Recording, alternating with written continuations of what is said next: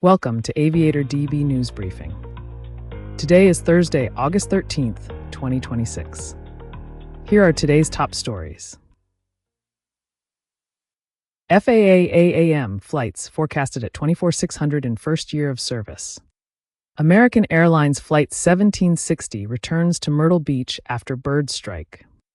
FBO fees online often missing or inconsistent, pilots warned.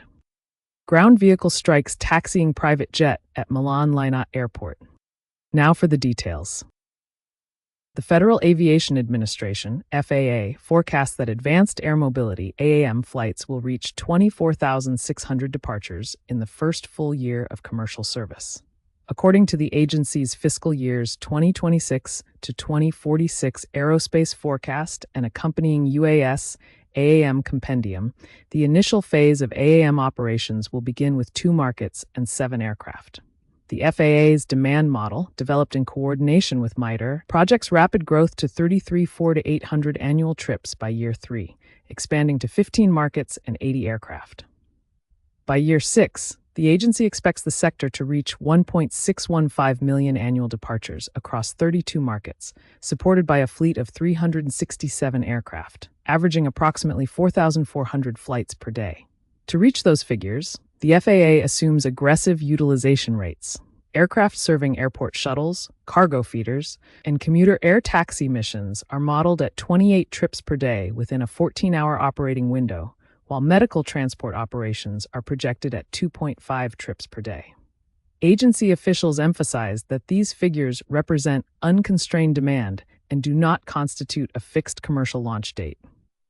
The FAA noted that actual adoption remains dependent on technology readiness, community acceptance, and market development.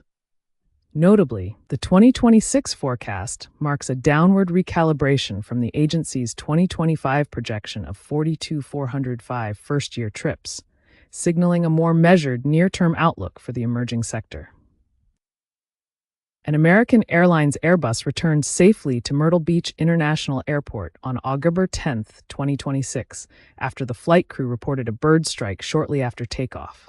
Flight 1760, bound for Charlotte Douglas International Airport, carried 181 people, including crew members. The Federal Aviation Administration confirmed the crew reported striking a bird during departure.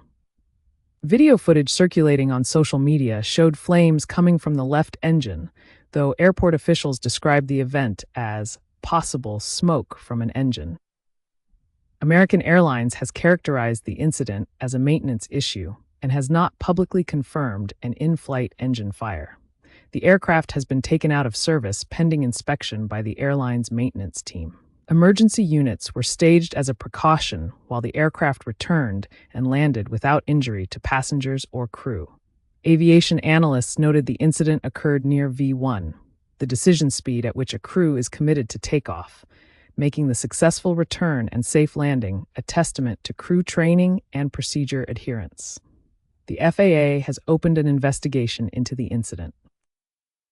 A Government Accountability Office report released August 11, 2026, found that FBO fees posted online are frequently missing or inconsistent, making it difficult for pilots and operators to determine total stop costs before arrival. Investigators posed as pilots to contact 45 FBOs at 40 general aviation airports, comparing phone quotes against listings on FBO websites, ForeFlight, AirNav, and AOPA's Airport Facility Directory. Of the 16 FBOs that charged required fees beyond fuel purchases, none provided accurate fee information across every online source reviewed. Missing charges included ramp fees ranging from $11 to $45 and facility fees between $10 and $88. Fuel pricing fared better. 14 FBOs had matching prices across all 4 sources, and another 20 matched on at least some sites. But 11 FBOs still posted at least one fuel price that differed from their phone quote, with one discrepancy exceeding $1 per gallon. FBO operators told investigators that variable fee structures, based on aircraft type and customer discounts, make comprehensive online posting difficult. Despite those findings, the GAO noted that federal regulators currently lack authority to require FBOs to publish pricing online. Both the FAA and the Federal Trade Commission reported no formal complaints or administrative actions related to FBO fee transparency, leaving pilots largely responsible for verifying costs by phone before each stop. A ground handling vehicle collided with a taxiing business jet at Milan Linate Airport on Sunday, August 10th, in the airport's general aviation area. The incident occurred at approximately 11:20 a.m. local time when a Fiat Panda crossed an active taxiway and struck the nose section of a Hawker Beechcraft 400A, registration IAERB. No injuries were reported among the occupants of either the aircraft or the vehicle. The collision caused damage to the aircraft's radome and left the Fiat Panda with severe front-end damage. Airport operations were suspended for approximately 30 to 40 minutes while crews inspected the scene.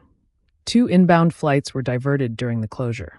An ITA Airways A220 was rerouted to Bergamo's Orio al Serio Airport, and a KLM flight was diverted to Milan Malpensa. A Milan airport spokesperson confirmed a swift return to normal service, stating, "Operations have been restored and flights are operating as scheduled." Italian aviation authorities have opened an investigation to determine how the vehicle gained access to the active movement area and why it failed to stop before impact. Reports citing Aerotime and Hype.aero note conflicting accounts over whether the driver attempted to brake or swerve prior to the collision. Official findings have not yet been released. That's all we have for today. You can get the latest aviation news at aviatordb.com.